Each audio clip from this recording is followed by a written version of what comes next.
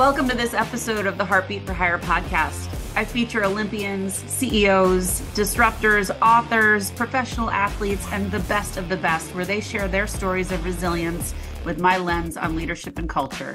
Let's get started. Greetings and welcome to this episode of the Heartbeat for Hire podcast. 3 things you're going to learn from this episode. 1, why social and emotional learning is as important as academic learning. 2, why creating a culture of belonging, purpose, and connection increases results in the corporate landscape.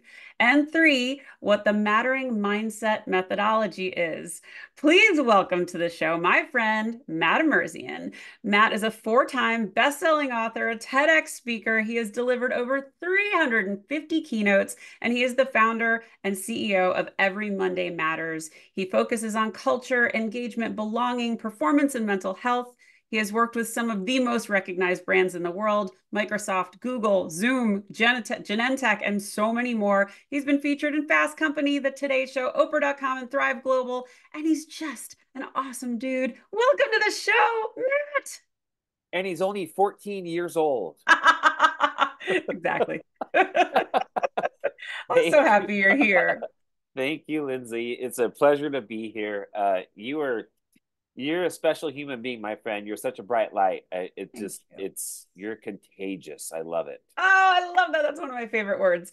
So I start every show the same. And the first question I always ask is, would you please tell us your story? Oh, wow. Well, being that I am only 14 years old, it's a short story. No. My story is that I grew up in a small town in Central California, very simple, basic living. I swam in canals, we partied in orchards. I found myself in LA for college at UCLA, went on to graduate from there, then graduate school at UCLA as well, got my MBA from the Anderson School of Management. And coming out of business school, I was still struggling with like what I really wanted to do with my life, like as an adult. And so I had 2 job offers from amazing companies, and I was processing which one I would go with. And then during that season, my best friend called me. He was a lead singer of a band, just signed to Sony Records, and they called me over to watch Monday Night Football. And they brought out some beer and some pizza and some other stuff that used to not be legal. Now it is a lot of places. And they got me primed and ready and said, "Listen, the reason we brought you here is because we want you to be our band manager." And for whatever reason, obvious to some reasons I know, it sounded like the best idea in the world. I And mean, so every young 20-something would say, oh, of course I'll be a band manager. That's amazing. I know nothing about it, but sign me up. exactly. So go Yeah. on. Who wants to work for Deloitte and Touche or Procter and Gamble? I could be a Right. band manager with my MBA. So Sure. we signed a napkin. We made a contract on a napkin, and I turned down my 2 job offers, and that became what was the first day of a 10-year career in the music industry. Started with managing these bands here in Los Angeles, the Hollywood Strip, and then I met a gentleman named Robert Kardashian, and we all know the Kardashian name at this point in time. Robert owned a very successful music marketing company in Hollywood, and so my idea was if I could meet Robert, and I was in all the clubs, on the streets, if you will, finding talent. He had all the relationships with the labels. We can create this farm system together. I'd bring him the talent, he'd get it signed, and here we go. Robert didn't like that idea, but he liked the idea of me being his senior vice president. And so he hired me to be the SVP of his company, which was just life changing in so many ways, good and bad. But now I'm working on projects for the biggest bands in the world, and red carpets and Grammys, and every U2, Coldplay, Usher, Tim McGraw, the list goes on. And again, I'm from this small town in Central California, and now I find myself in the middle of this. Yeah. And I'm not proud to say it, but success to me at that stage in my life was make lots of money, buy a house in the Hollywood Hills, be VIP everywhere, corner office, celebrities all around me all the time, this whole thing. And at that formula, I was successful. But ultimately, I woke up on a Monday morning, get ready to go to work, and had a massive panic attack, which turned into chronic anxiety disorder and depression. And this dream life that I thought I'd created for myself just came crashing down hard. And I got really sick. It was a very dark time in my life. Um, I think realizing that everything I thought mattered actually didn't. Mm-hmm. And so, fortunately, I have a very loving family. I got an amazing therapist who I aptly call my expensive friend, and we went to work, and it was a tough process of looking at myself, internally, um, then looking at my relationships and the world around me, and then looking at like my connection to something even bigger than all of this, and through that process, I got inspired to write a book in 2007 called Every Monday Matters. And in some ways, I think I was just trying to save people like thousands of dollars in therapy that I spent. Like, here's my program for $16.99. you know, uh, save your own life, save the world, altogether. And little did I know there was a demand for this book, and I was still working in music, but all of a sudden this book started doing. I call it like the little book that could. And fast forward to today, Every Monday Matters is now a nonprofit organization that I started and run. Our mission is to create a world where everyone knows how much and why they matter. Our largest program is our education program. We serve over 3 million students nationwide with the free curriculum, K through 12, social emotional learning program. We also help companies with their corporate culture. So I do a lot of keynoting, but we also come behind that with workshops and Yeah. give back experiences and teamwork things, and then an ongoing annual engagement program. And then literally just a few weeks ago, we launched our program into senior living. So, which is shortly becoming one of the most rewarding parts of this journey for me, to see these elders uh, reconnect to how much and why they matter in what is one of the last chapters of their lives. And Mm. so I I've written a few more books, and that's my story, and I'm sticking to it. It's a beautiful, beautiful story. And every guest I have on the show has one of those ups and downs kind of Yeah. tales. And that's why I love having them here, because it shows resilience, it shows grit and determination, it shows growth. And you have experienced all of those things. And let's start with the education piece, Okay. because I think, I have teenage twins that have been through school, and there is nobody. Well, my daughter has something that she participates in called Focus, and it's Okay. definitely more of a safe um, emotional and psychological space for kids to go who suffer from anxiety or other issues, depression, whatever, Yeah. and they can go there and talk to someone. But for the most part, I don't think that's really mainstream. So, what are you seeing in the schools? And talk a little bit about what your curriculum does and how schools can get involved with it. Sure, sure, sure. Well, for so many years, we heard a lot about something called STEM, which is, science, technology, engineering, and math. And so STEM was pretty much nationwide. And this idea of social and emotional learning, which is SEL, it's been around. Sure. It just wasn't as widely adopted yet. It's kind of stopped in kindergarten. Yeah, yeah, a little bit. Yeah, absolutely. And with technology innovation, there's a reason why STEM kind of took off. Sure. Um, COVID changed all that, Everything. everything.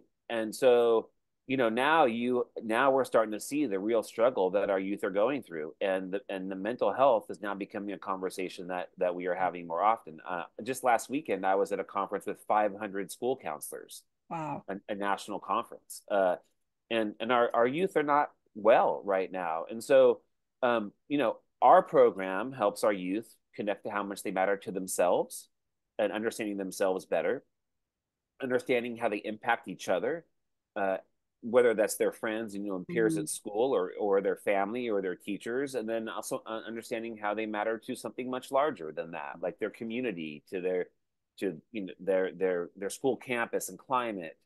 And so, Aristotle has one of my favorite quotes, and it's educating the mind without educating the heart is no education at all.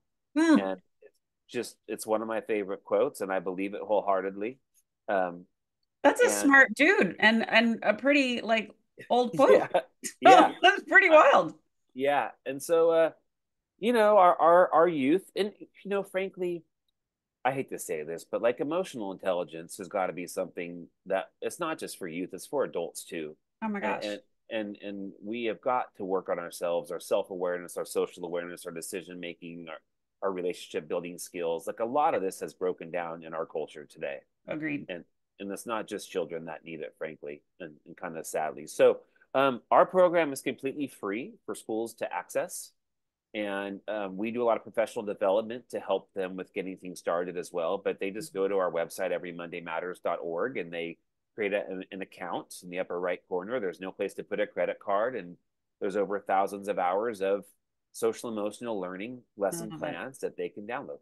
I love it. And so let's talk about how you can do that with make it free for schools. Your nonprofit is 17 years old, is that right? That's And right. yeah, and so you raise money to help fund these programs, and that was one of the fun things we got to do together. Yep.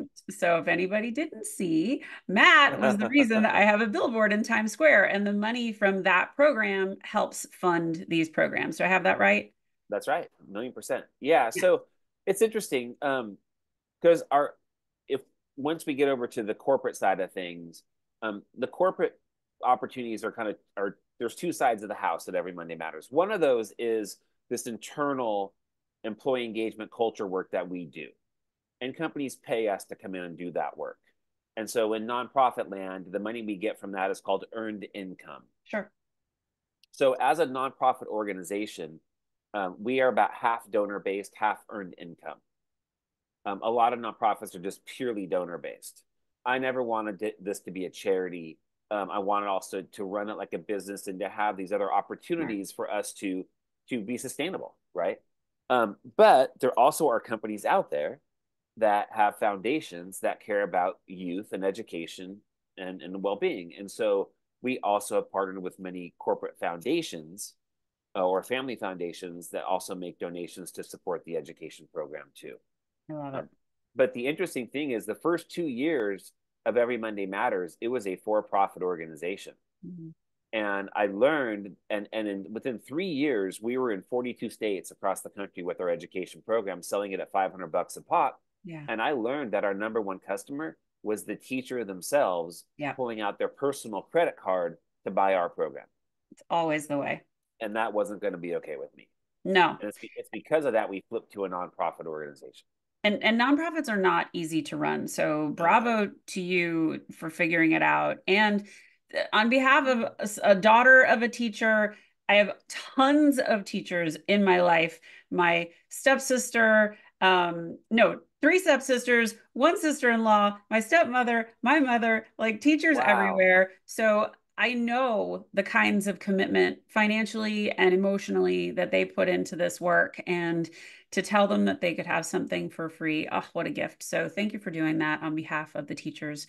I'm not a teacher, but I appreciate them And also immensely. just so you know, Lyndsay, with COVID as well, the mental health and well-being of our teachers also took a hard hit. Totally. And so now we've developed a whole series of what we call SEL for adults Yeah. that we're coming in and working with the actually adults on campuses, because if the adults aren't well, it's hard to translate that then to the students, right?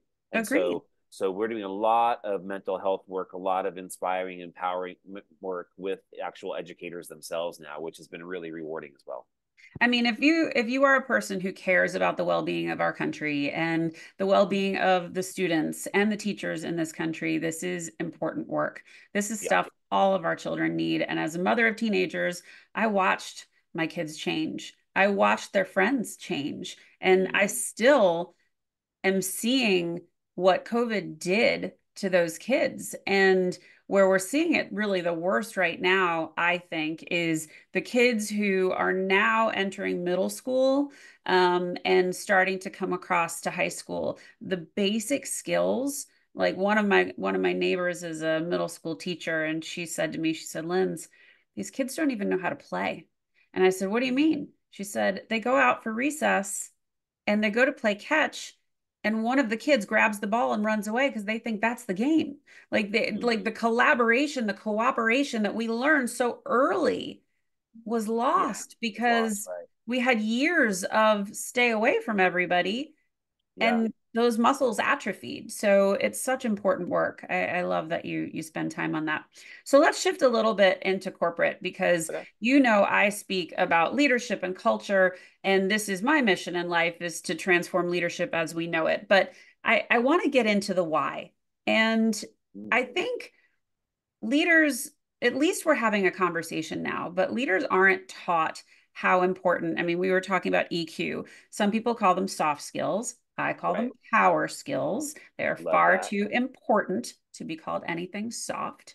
But talk about what you see in corporate when these leaders learn from you and take this approach and try and change the culture that they're in. What happens? Well, I mean, our belief is that, mattering is at the heart of everything.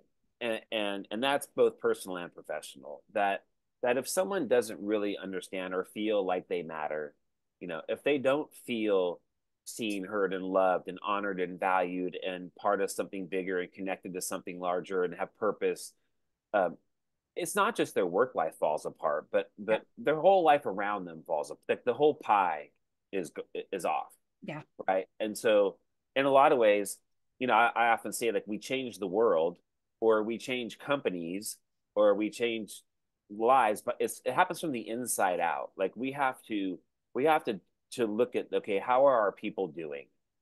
And it's like hurt people, right? People who aren't well can't produce the results that we want them to Right. produce. And I have this theory that actually companies today could be the thing that helps solve so many problems because we've lost trust in the institutions, Totally. right? Of which companies make up that index, by the way. There's 14 measurements inside that index. Companies are one of them, but we've lost faith in the institutions. We, church numbers are declining at an incredibly rapid pace. COVID isolated us. We're still not really coming back together and connecting like we used to. Yep. People say they want to work from home and work remote, which I can appreciate and I totally respect. But also, we also have a loneliness epidemic in our world today, that they're saying is more at a risk of your health and heart disease. And so, at some point in time, we've got to realize that we're not doing human very well anymore, Mm-mm. and we got to come together. I think that companies can be the thing. I can go to work and I could find connection. Yeah. I go to work, I can find purpose Yep. and meaning, right, and a sense of belonging and value. I can find all those things at work if you have a place of work that prioritizes those things Right. and lets you know, like, when you come here, you're gonna know that you matter. Yeah. Period. And it just so happens that when you have a company filled with people who have all those itches scratched, these deepest human needs are scratched. If you have a company full of employees like that, you're going to shatter your Yeah. KPIs. Agreed. You're just going to blow everything out of the water. Instead, we look at okay, we got to focus on the KPI, not how we're going to get there. And you're not going to get there with broken parts. Mm-mm. And so we've got to come back and invest in what companies are human, right? And so if we I don't love that you invest in saying the this. humans, if we don't invest in the humans, we're not going to produce the product or service that you want to produce anyways, and you're not going to get that. Everyone's favorite term today is profitable growth, you know, and so I, you I love that you put in the personal growth into your people and get the profitable growth you want to get for your company. I love that you I've said never said this. that before. I coin that. Put Yeah, that somewhere. Frame that. yeah, That's good. I love that you said that, and that's the reason why I do this work. It's not because we just want to create a rainbows and sunshine environment. This is no, actually results driven. And I know this from when I was leading big teams. And when you can create that safe space and that psychological safety, people take risks. They do things they never thought they could. And if you give them that space to fail and celebrate the failure, learn yeah, from it, yeah, you create so much opportunity for yourself. And I love when leaders get it. I love when the light bulbs come on. But what I would love to beat into every CEO's head is this is no longer nice to have. This is table stakes.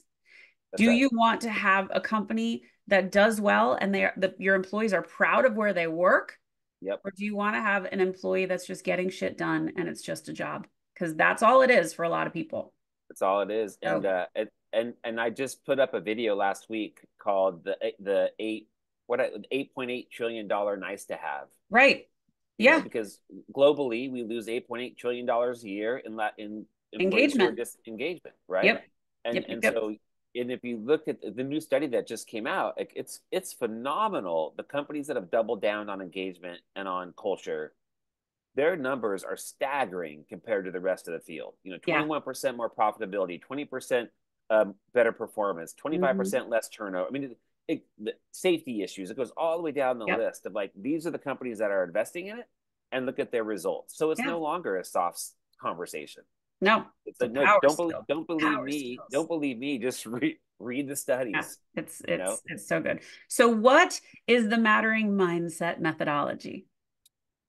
So the mattering mindset, it's funny because I feel like in a lot of ways, this Every Monday Matters journey has been a kind of a tail wagging the dog experience, right? And I followed the felt need is kind of how I've approached this. And so that first felt need was educators that came to me looking for solutions. Then it was companies coming to me. Then senior living coming to me. And so as we follow those needs, it turns out that we kind of created a system that maybe I didn't even realize I was creating. Yeah. But once we took about a year last year to really dive into what this framework is and to create a framework, I'm like, holy smokes, look at this. And It emerged. yeah, it emerged. And so the mattering mindset framework is just honestly, it's a way to operationalize mattering, if you Yeah. will, or to operationalize purpose. And so at the core of it is this idea and the belief that mattering matters. And we define mattering as all of us embracing our role in creating a world where everyone feels seen, heard, and loved. Yeah. So it's not just how I feel, it's also how I impact how you feel. That's right. And so from that core of mattering, then we have these three perspectives of I matter, you matter, and we matter. And helping people see the world through those three lenses, personally and professionally, both. Mm-hmm. And then from there, we get into this layer of where we start to drive values. And so there's a question we ask at Every Monday Matters all year long. And the question is, if you think there's one word we need more of in the world today, what is that one word? And we collect these words all year. And at the end of the year, we put them into a word cloud and we see what comes up and we Yeah. pick 12 of these values. And then those 12 values become our monthly themes for the upcoming year. Yeah. So Monday gets kind, Monday gets compassionate, Monday gets trustworthy, and the list goes on and on. And so that next layer of the battering mindset is that we start to then operationalize these values into people's lives or into ecosystems, whether that's into companies or schools or wherever, right? Mm-hmm. And as we start to shift people's minds to like see that these values are things that matter, right? These are the table stakes, like you said, these are the non-negotiables. It starts to change your behavior. You start to do things differently. Mm-hmm. And ultimately that changes the future of. In the case of work, Yeah. it changes the future of work. I love And it. so that is our model for engagement, if you will, and creating this experience and this journey of the mattering process. I love it. Okay, so let's shift gears a little bit. Uh-oh. What inspires you? Oh man, that is amazing. I really appreciate that question because I feel like I've been in a season lately where I've been noticing more of the stuff that does not inspire me. Hmm. Um, and that's hard. It's been hard. I've been joking that I want to write a book called Suck Less. That's And perfect. I have all these things that I realize I can't write it because then I'm just going to go looking for people sucking and it's not going to be good for Oh, me. yeah, that's not But good for anyone. it's like the person that doesn't put their grocery cart in the cart Yeah, bin at the grocery store, or I fly a lot. It's the person that doesn't put their security belongings bin on the stack. They just grab their stuff and leave it there. Mhm. Like, whatever reason, I'm in a season of noticing that stuff, and Yeah. I don't find it inspiring at all. But what I do find inspiring is ultimately the people around me, Yeah. and I feel like the luckiest person in the world sometimes. And I know that you get this, Lyndsay, because the people Mhm. that are in your world too, with the outlier group, and and just some of the most incredible human beings that I what's interesting about it is, like, I don't see these people through the lens of like social media, Mm-mm. right? They're it's really pure, like, Yeah. human connection that is happening. It doesn't need Instagram, it doesn't No. need any of this stuff, Well, right? and there's so much joy in it when it is pure and when it's not just, Yeah, I don't, that's how we met and we hit it off, instantly because instantly. we gave room to each other to just be themselves. And Hmm. it's been a total joy. Okay. Another question for you. What Okay. would you like your legacy to be? Well, so it's interesting. Legacy is, I believe that our legacy starts now. It starts today. It started yesterday. It's Yep. not something that we wait till the end of our lives to figure out. And when I was doing the Mattering Mindset framework, we really started to drive down into these values, in that what we're driving. And for the I matter, there's 5 values. For the you matter, there's 5. And the we matter, there's 5. And I looked at it and I said, whoa, like, if my legacy is that I help to drive these 15 values into people's lives, into the world, then, like, that's a life well lived. Mhm. And so I want to be remembered as the guy that made the world and people matter just a little bit more. And it was driven by these values and the work that we do. It's beautiful. Yeah. Thank you. I wanted, heck, I never thought about this. Like, maybe on my tombstone it would say he mattered. I, Yeah. I don't know. Yeah. Well, we can talk about that on another show, but I Or have you matter. I don't a know. whole nother thing Yeah. about that for you later. Okay. Okay, what's next for Matt? Well, the next thing is a couple things. I feel like I'm still in the middle of the next, which is this senior living program that we're doing. Mm, So I'm kind of right in the heart of that. I've just been approached by a publisher who wants me to write another book. And so that'd be book number 5. suck less. Uh, yeah, suck less. Exactly. uh, so I'm going to look into that, kind of process through that. Yeah, I mean, I'm sure that if there's listeners who have not written a book, they might think that it's just all hunky dory. that's But hard, man. it's a heck, as you know, it's a heck of a lift, right? Yeah, Yeah, it really is. And then I have a personal goal on the speaking side of things. Um, I really feel like we're on the verge of something that is different. I feel like there's a space opening up for, like, the work that you do, yeah. the work I do, like with the mattering work. My friend Seth, he's launching a whole new brand around leading with love. Um, Mm, and there's a space for this kind of big hearted yeah. message to come in. I think the Like, world needs it. and the world needs it, and to get out of our heads and get a little more into our hearts. Yeah, And build a few I'm more bridges. Yep. mm-hmm. Yeah, it's And so important. I'm excited about that. And so I kind of want to double down on the keynote speaking side of things for a hot minute here, and really I love that. kind of evangelize out there for something, bigger and better than Excellent. what we're currently doing. Excellent. How do people find you? Well, my personal website is MatthewEmerzian.com, MatthewEmerzian.com. The nonprofit's everymondaymatters.org. I'm on LinkedIn as well. I don't know, That's anywhere people perfect. find people. Yeah. And we'll put all of that up on the screen Thank for you. everyone and in the show notes. People can reach out to you. Guys, I brought you the best. I mean, Matt's story is beautiful. What he does is so compelling. I want to keep doing this show for you. I want to keep bringing you the best guests like him. Please go subscribe to the YouTube channel. Go listen on Spotify or Apple. Leave a 5-star review. They truly, truly matter. You matter. And if you want to work with me, you know where to find me. But Matt is the best. I'm so, so honored to have him on the show. I hope you enjoyed this episode of the Heartbeat for Hire podcast. Go lead with heart and have a great day. Are you ready to elevate your leadership style and create an exceptional workplace that stands out from the crowd? I'm here to introduce you to a game-changing resource that will transform the way you lead and shape your company culture. It's time to embrace the power of top-down culture. This practical guide empowers your leadership for lasting success, helping you create a workplace where everyone thrives. Get top-down culture today, and let's reshape the future of leadership together. Thanks for listening to this episode of Heartbeat for Hire. I hope you enjoyed what you heard. If you did, please subscribe to my YouTube channel or consider leaving a 5-star review and a great rating at Spotify or Apple. Thank you so much for your support. Have a great day.